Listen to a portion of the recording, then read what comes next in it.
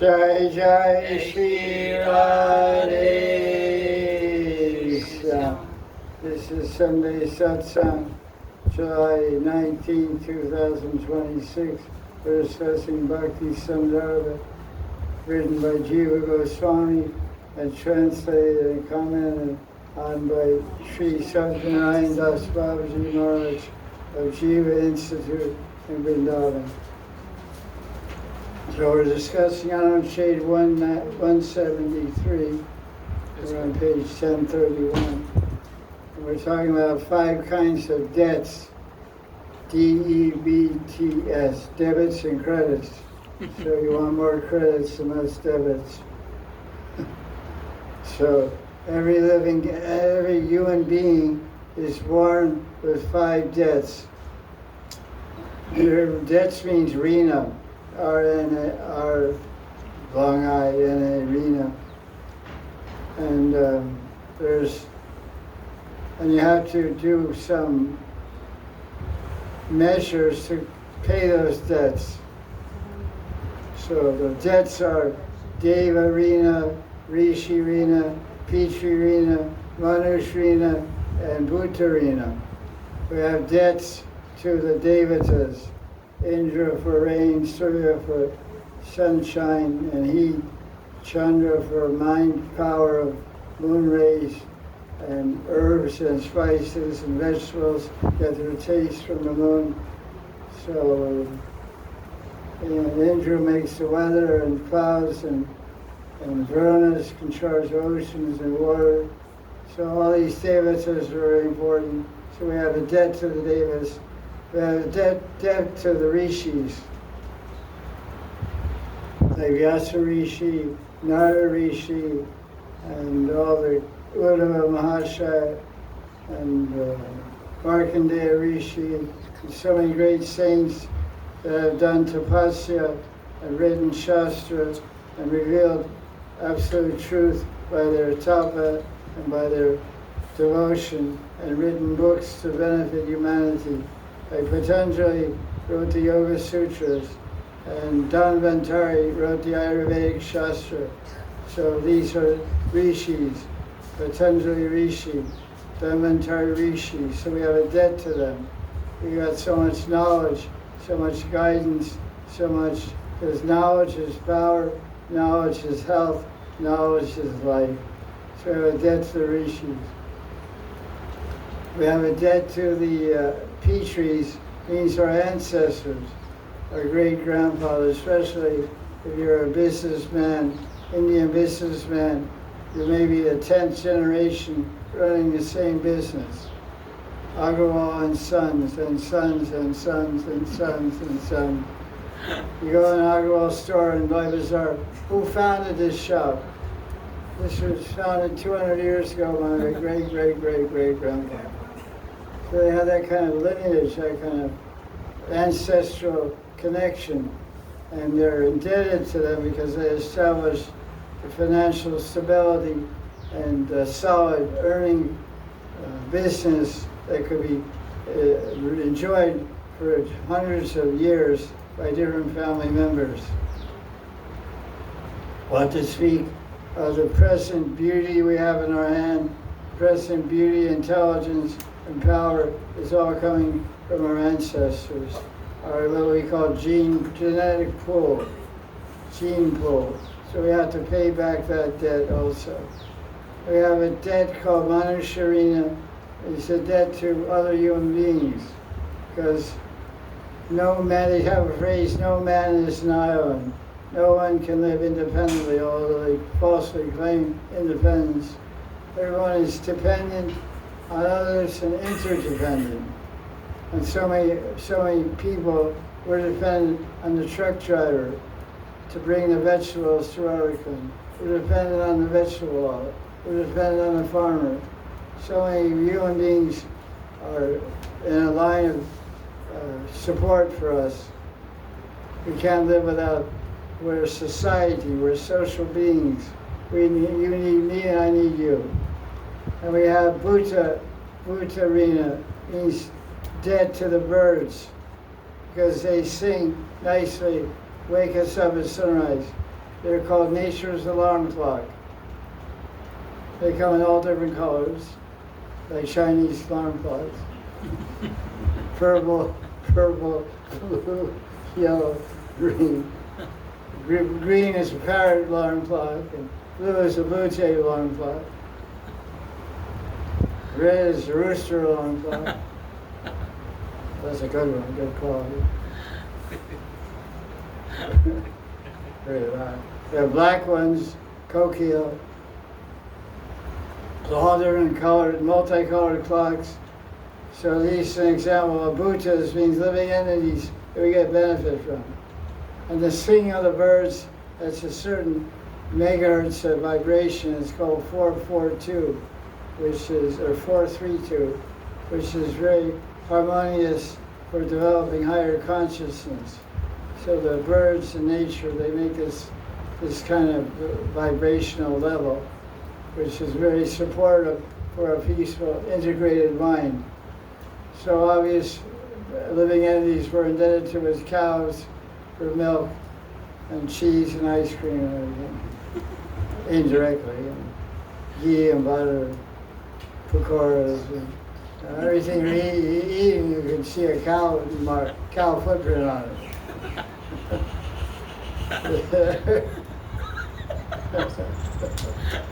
Signature model. Your cheese has a cow footprint. Your milkshake has a cow footprint. Your butter has a cow footprint. You know, when you make a painting, you put a name on it. So imagine everything you eat from the cow, you put a footprint on it. It's my footprint. Fingerprint. So we have to think of that and remember that. Namo Brahmanya Devaya Go Brahmani Jaya Jagadataya Krishna Govindaya Namo. So these are 5 debts we have to pay back, and there's 5 types of yogas that you do. Offering water to the ancestors with sesame seeds in the water on Amavasya. Offering water to the sun planet at sunrise. Feeding birds, feeding dogs, feeding ants, sprinkling sugar on the ground, or your old honey bottle. When you try to get every last drop out of it, I know you do.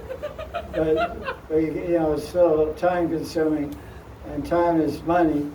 So there's always a lot left over. So throw the jar in the yard. Let the ants do the final cleaning. That's what I do. I keep the top inside. I throw the jar in the yard. A week later, it's clean. No bill either. No maid fees, no dishwashing fees. The ants are walking around really fat. So, feeding ants, feeding birds, feeding fish, get wheat balls, like you're gonna make rotis, take a little extra, you go and break them, make small little balls, throw in the water, bird, the fish and turtles will come up and eat the wheat balls. You know, dough, wheat dough, whatever you call it, dough. It's good, dough. Flour dough, roti dough. So, and then Petrie's, I said, Amavasya, Manu, feeding guests, feeding, Titi Narayan, distributing food for life. I was saying the other day that we had one time we were really into preaching and all these kind of things, you know, distributing to everyone. So we made a contract with a mango seller. He sold raw mangoes. He also sold mango papa. So he sold in big squares, somewhere in, I don't know, Madhya Pradesh or somewhere. So we contacted him and asked him if he'd make little squares, like sugar cube squares. And he said, well, I'll make them, but you have to order like 10,000. So we ordered 10,000 dried mangoes. And we used to buy them ourselves and give them to actually, I don't know if we sold it, but I forget. We gave to the Grihastha disciples and said, over these autocracy and distribute them wherever you go. on the traffic light, in the shopping center. Always keep a bag. So they said that was really good. They said the problem is we eat half of them because they're so tasty. Because it's all just dried mango, Yeah. no sugar added.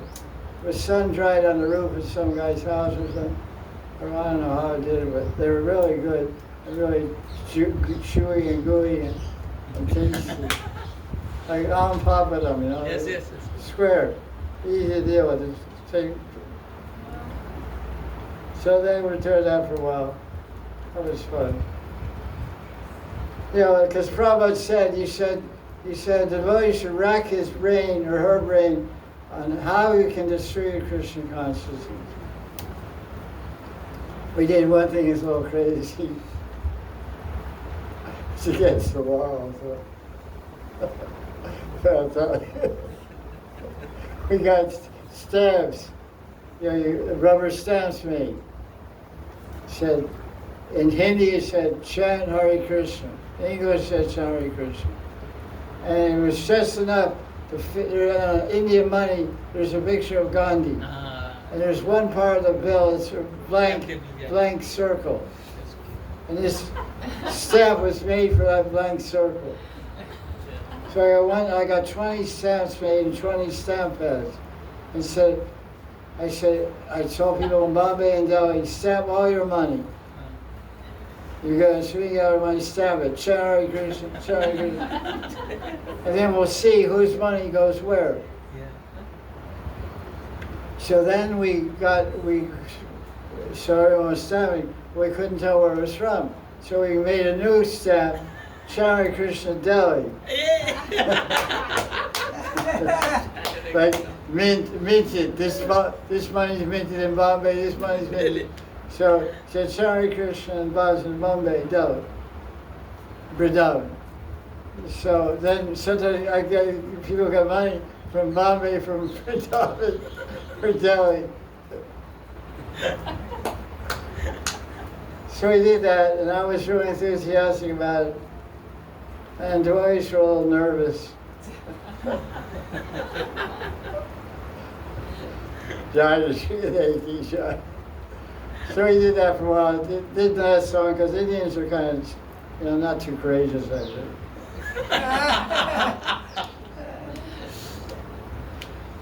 So like this, because I was a Sanatana way, 6 years selling books, so I always come out with a new idea. That's good. I did it. I won't testify that way at court, but I did it. So you got to pay your debts, guys. Yes, Gurudev. That's the idea. Okay. What is the proof that someone has faith in God? Shut up. Page 1033. What is the proof that someone has Bhagavan Shraddha, faith in God? Shraddha in Shastra. He will have faith in Shastra as well. Well, that's the way he acts, but what's the proof that he has faith in God? But you can say that, but there's deeper meaning. He's taking shelter. Ajo Guru Padashaya Bhagavan. First, you read the Shastra beforehand. First you read Shastra. You get convinced that God exists.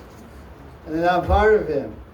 Part and parcel of Him. And then you see all kinds of stories about, and your faith gets strong, and then you surrender and take shelter. Okay. Sarvadharman Kritaja Mamekam Sharanam Vraja. Take shelter.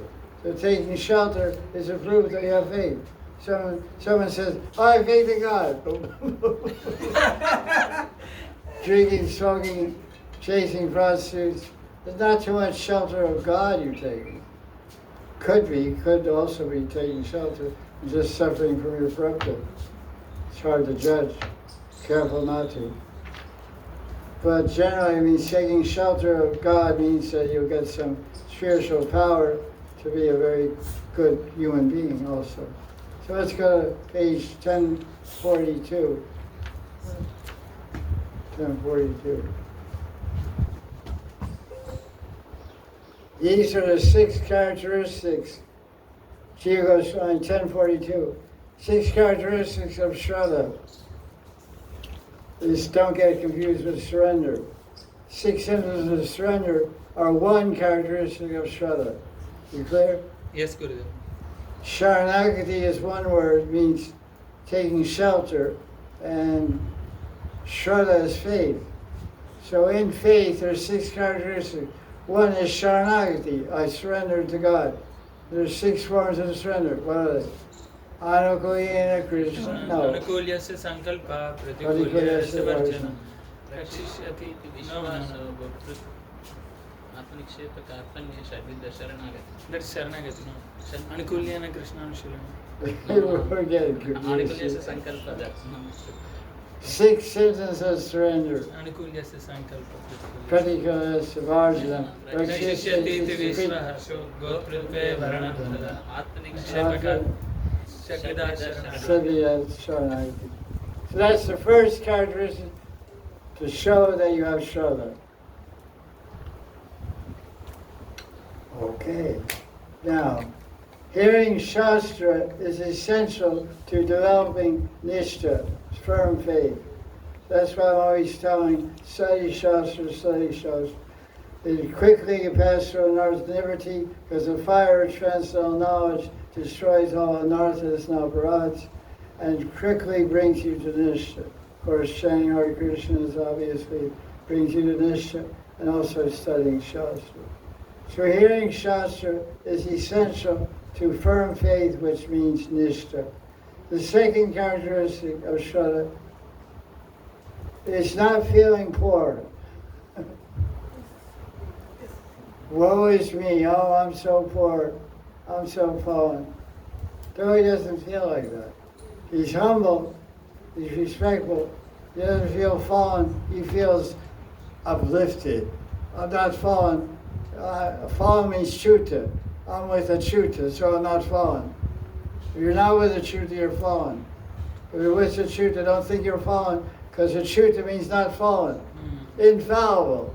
A chuta means fallible. A chuta means not fallible. So I can't fall, I haven't fallen. I'm with God. He's on my right, my left, and Vaya, Anta, Vaya, Daya, Niche. He's everywhere. He's with me. Like Radharani says, when Krishna's not with me, when I don't see Krishna directly in front of me, I see him everywhere. Yeah. There's only 2 options for a devotee. You see Krishna one time, one place in front of you, or see him everywhere. If in front of you means Sambhogviman, one Krishna. Everywhere you look, you see him, that's Vipralambha. Vipralambha, separation. There's only 2 ways of seeing Krishna. See in union, see in separation. Yoga and Viyoga. See with yoga, you're embracing him, kissing him, dancing, he's in front of you. See him with Viyoga, vision, then you're seeing him everywhere because he's not there physically, you're trans-rationally in front of you. So the second symptom is don't feel destitute. I'm the richest guy in the world. Like I say that a lot of times. A lot of people offer me money. Not a lot, I wish more would, but not the way you do. But some people want to give me money. They want to send money. I said, I'm loaded, man. I'm really rich. I don't need your money. Give it to some poor person. They go call it psychiatric. call it nut house. Some crazy guy brought a good.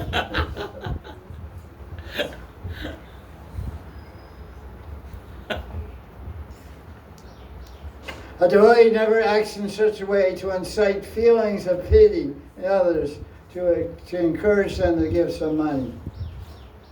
Some people do that, but devotee, D for devotee, D for dignity. We do Krishna, the main quality of Sharanagati was, there's 6 into the Sharanagati, what's the main one? Gochachevanandata, accepting that only Krishna and Krishna alone is my maintainer. Not my husband, not my wife, not my bank account, not my job, not my inheritance, not my property, not my banks, not my bonds. Krishna is maintaining me, nobody else. That we should live with that bhav and that consciousness and die. We have bank account, we have so many things, but that's the consciousness, that's the attitude. Anyone who acts like feeling self-pity and trying to get mercy from other people to help them is proof that the person has no faith in Krishna. Because I remember when I surrendered, it was so called surrender. I joined ISKCON in 1975 on Gaur Purnima by chance. I didn't know it was that day, but it was that day. 1975. My father came out for Rath Yatra in Los Angeles, or San Francisco, 1977. And he was living on the East Coast. Last time I saw him, and then he wasn't too thrilled to see me like Hare Krishna. And so he said, I'm not very happy to see you like this. He was a pretty wealthy person. He said, so this is your life, huh? I said, yeah, this is my life. My whole life is with the Krishna people. So he said, okay, then from now on, you just depend on Krishna. Take care of you. I'm not giving you anything. No will, no nothing. I said, okay, that's the way you want it. That's okay, I accept that. I said, Krishna mercy. He didn't like that. So there's always a test. But I haven't seen any, Krishna's taking exceptionally good care of this one. So that's the quality of one of the characteristics of faith. So what's that one? That's number 2. The devotee doesn't go to rich people and beg from them. This is an insult to Bhagavan. It is compared to the son of a wealthy person going to some small businessman asking him for a few dollars. The devotee should not feel poor in front of materialistic people. This is not humility, but weakness of heart and the sign of a lack of shraddha. Third symptom of shraddha is we fully accept the statements of Shastra as transcendental and as perfect and complete. Fourth symptom of shraddha is that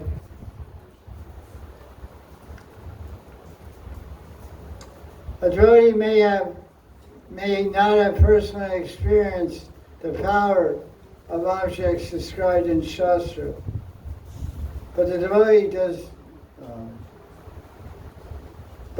has faith that these objects have such power.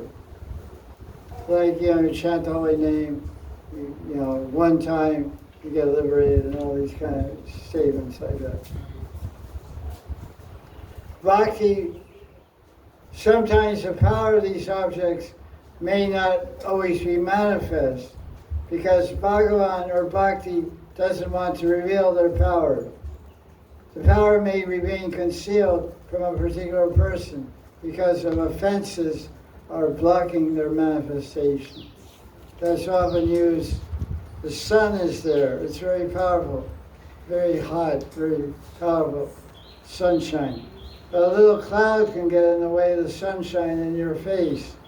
And then you'll be cold because of the cloud. But it hasn't changed the power of the sun or its power to give you a suntan or a sunburn. But there's something blocking the power of the sun. Doesn't reduce the power or diminish the power of the sun. But its effect on you is diminished because the cloud is separating you from the sun. So the sun, holy name is compared to the sunshine. So we're not experiencing all the fantastic results that are told in the first verse of Shikshastakam. There's 7 benefits of the holy name. Vidyavada Jivana. You get all transcendental knowledge just by chanting Hare Krishna. You become blissful at every step.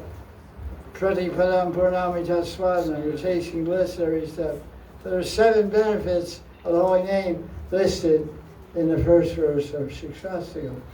But the clouds of offenses may be blocking the result of chanting. So that's why we're repeatedly told to avoid the offenses to the Vaishnavas and to the holy names, which offense to Vaishnava is offense to the holy name. Forced into Ashara, the devotee is busy engaged in bhakti, has no interest in anything else. Nothing deviates the devotee's mind who is established in faith. Like they used to have a phrase in America for the post office. Rain or I don't remember the whole thing, but somehow the mail will be delivered, right? Yeah, yes. Rain or shine, or there's a whole song now. I forget. I used to know it, but that verse I forgot. Fortunately, that verse got bumped out with the Bhagavad verse. Not completely. Not completely. Yeah, probably could take it up also. Already asleep. So anyway, nothing stops the mailman from delivering them. So nothing stops the devotee. He keeps on doing bhakti. So that's the 4th thing, I think, but now it's the 5th one. The devotee is straight. No crooked. He's not Tera like who's Tera Bhagavan? Krishna. Krishna. Radharaman. Radharaman. Tera means bent. He's bent. Yes. His words are lies. His actions are immoral. His standing is crooked. Can't even stand straight. He stands all bent up, threefold form, tree banga. So he's called Tera Bhagavan. Crooked Bhagavan. Crooked speech, crooked dealings, crooked standing. Wrong standing.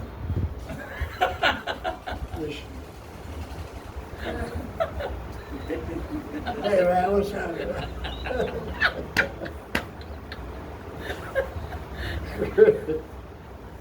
Krishna's ultimate laid back, you know. Yeah, okay.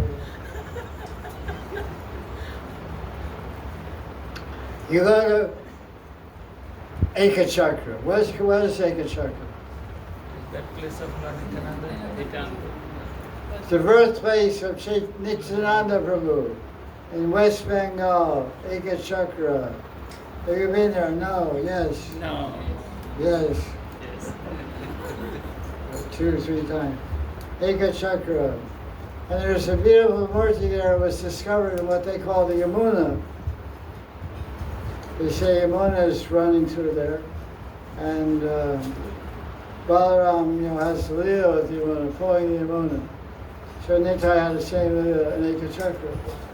And when he went to pulling the Yamuna, he found the murti of Krishna, Banking Ride. Radha Banking Ride. But because Balaram was pulling him, he out of the Yamuna, his stick went like this. So, everywhere Krishna's like leaning like this. Why?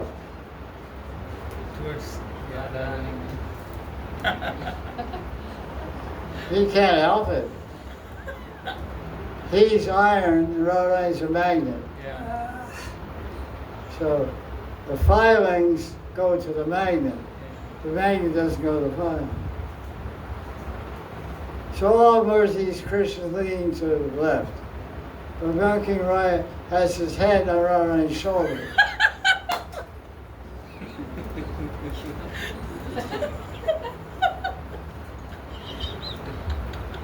Great.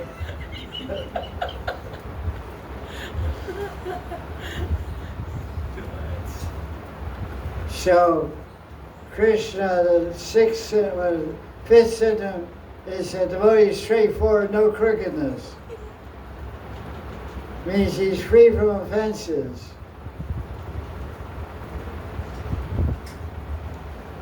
Hypocrisy is an effect of offenses. Shraddha, faith, results in simplicity. A devotee has no desire for name or fame. Okay, sixth symptom of Shraddha. A devotee carefully avoids offenses, especially criticism or disrespect towards great devotees.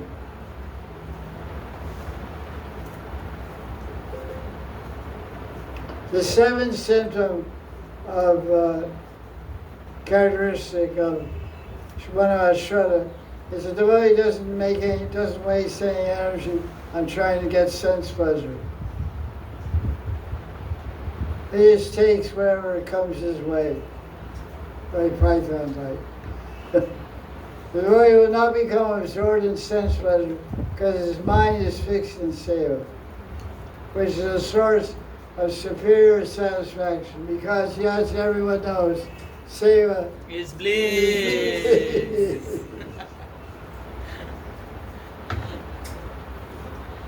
So there you have it. 7 symptoms of Shraddha.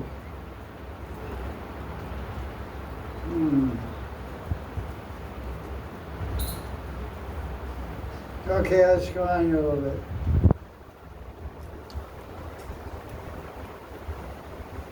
There's a verse in Bhagavad Gita, 3rd chapter, 26th verse, about one should not disturb one's faith. What is it? Buddhi Nabeda, something like that. Buddhi Nabeda. One should not create division in one's intelligence by wrong preaching or preaching to someone.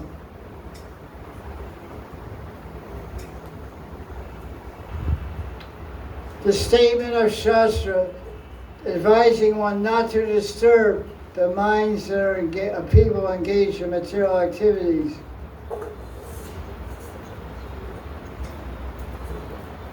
are particular, and some statements of Shastra that tell people to give up karma, because Gita says give up your karma.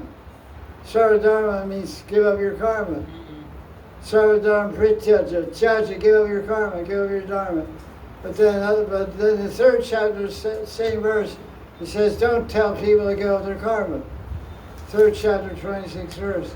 So how you harmonize these two things? 3rd chapter, Krishna is saying don't disturb people absorbed in material activities, which means karma. 3:26. And then in 18th chapter he says everybody should give up their karma, if you can. Yeah. That's the main thing. The person should give up his karma. That instruction is for one who has faith in Gita and faith in Shastra. One who doesn't have faith in Shastra, which means faith in God, she is told keep doing karma. This karma will eventually lead to gyan, and part of gyan is to have faith in God. Then we have faith in God, then you can think about changing your modus operandi, your way of work, your way of action, your way of activity. Okay, let's read the next page. When you hear Shastra from a qualified guru, you can have faith in Shastra. Otherwise, it's not possible. Those who are unaware of Shastra, then Krishna gives the instruction, don't disturb them. Don't try to get them to give up karma. First, they should learn to accept Shastra. You understand how modern preachers have it all upside down. It's all upside down. They just go up to anybody and say, start chanting Hare Krishna. You should do bhakti. First, you have to convince them not the body. First thing is, I'm Brahma, not the body, I'm the soul. I'm part of God. That's the foundation. And that's the beginning. It goes from there. They give them a book, some civil book, and say, read this, get back to me. What do you think? If you leave it, it's all garbage. Then just leave it go. Yeah, first you reach very basic. Who am I? Who is God? Do you believe God, yes or no? The foundation. They give us a small book. Karma, this kind of so easy, simple introductory books. Okay, let's go to page 1071. 1071.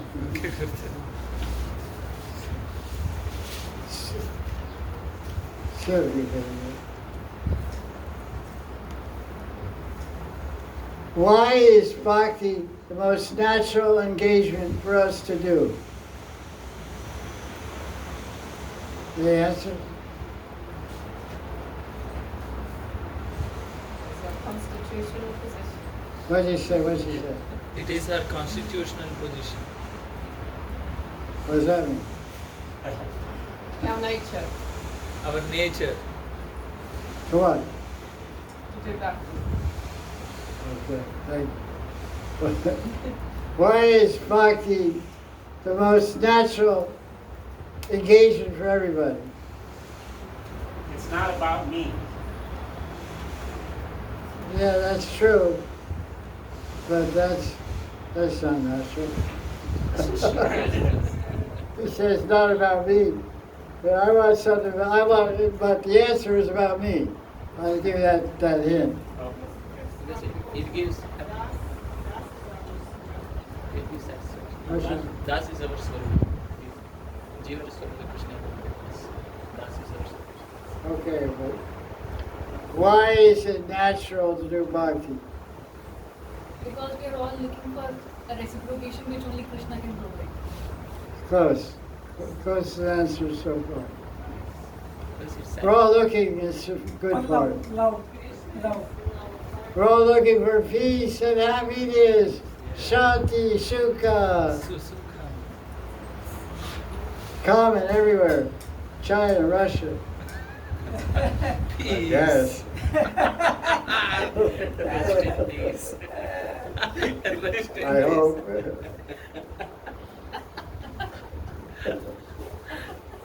in peace. Peace, happiness, shanti, shanti, shanti. Why? We don't want to, we run away from suffering. And we could look for happiness and peace. This is our most basic and primary desire. I want to be happy. Have a nice day.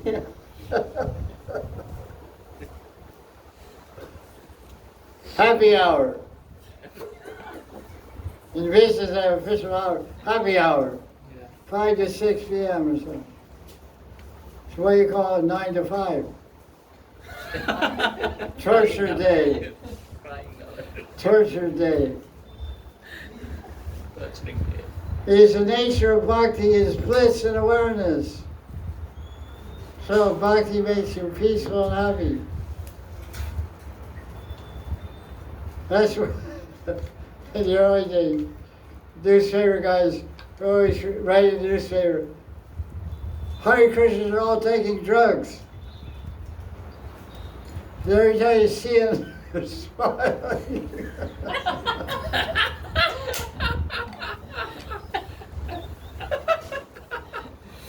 They're all smiling and shouting some names of God and making music and dancing crazy.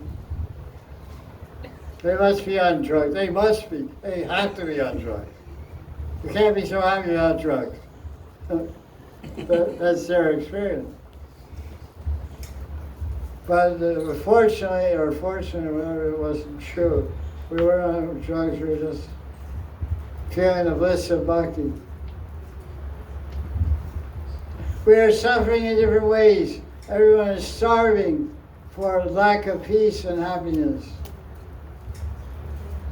We should naturally become absorbed in bhakti because the nature of bhakti is peace and bliss.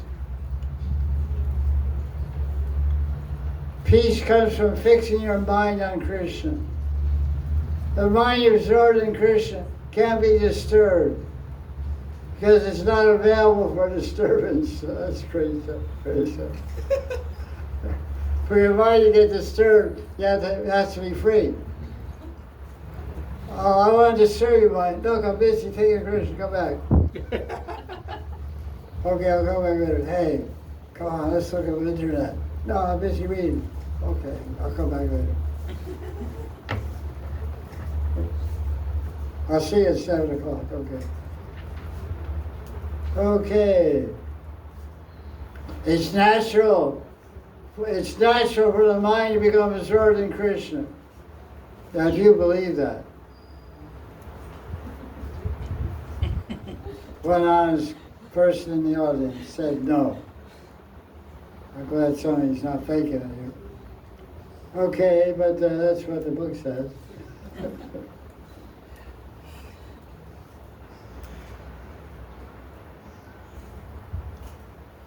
Where are we? Oh yeah, so because the mind is attracted to beauty and pleasure, Krishna's beauty and bliss personified.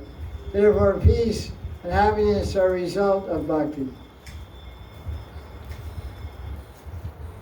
So the question is asked, that's bhakti is all about all that stuff and it's natural. Why are so few people taking up bhakti? What's the answer? Ignorance. Engage. Ignorance. Yeah, I say that.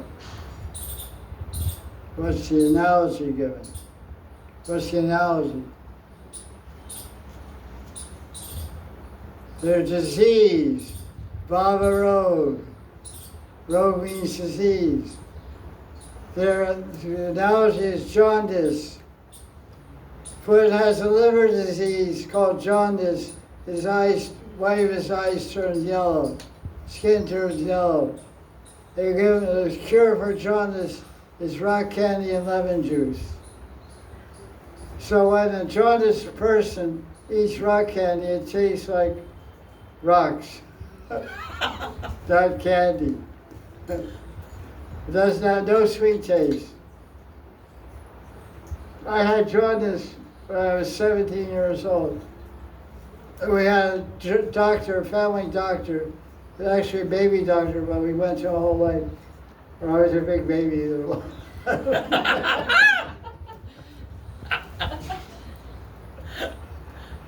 My mother took me to see his Dr. Schmidt. And he was a nice guy. And I went there when I was 17. And he said, this is an old German cure. Eat sugar candy. You just have to eat sugar and lemon. So he bought these candies called chuckles. They're jelly candy, like jelly covered with sugar.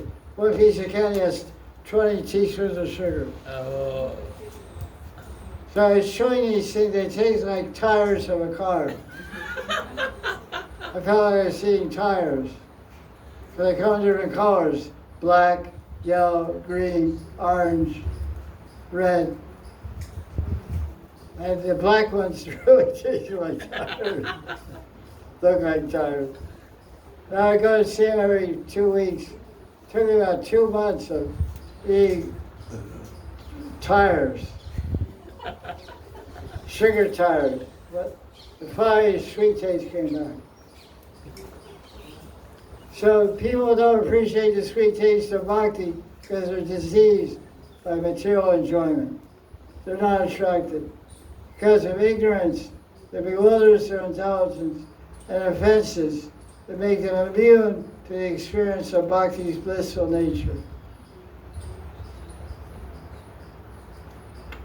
What to do? Give some mango papa. Okay, I think we'll stop there. That's enough for today. It's good. Some water.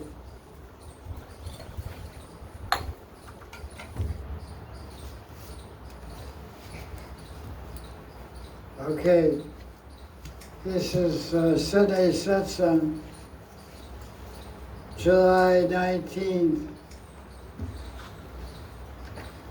2026 questions and answers.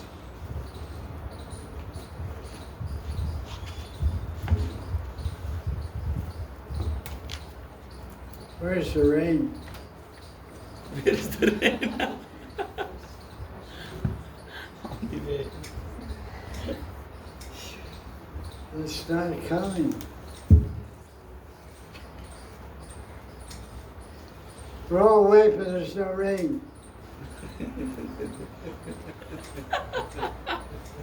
Listen, Yes, brother. guys are all sweating, all wet, but no rain. Oh, that's so good.